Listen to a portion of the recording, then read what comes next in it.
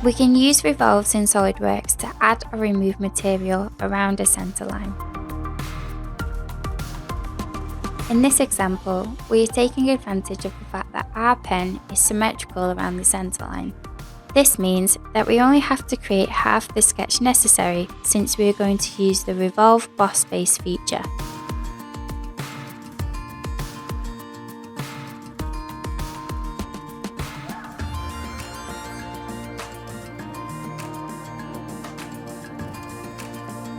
A centre line, line or edge can be used as the axis around which the feature revolves.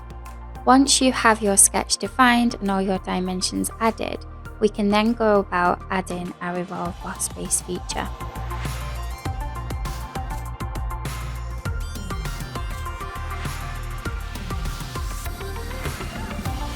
Additional features, including a second revolve for the lid of the pen, are added, and then a visual representation is created through the use of SOLIDWORKS Visualize Standard.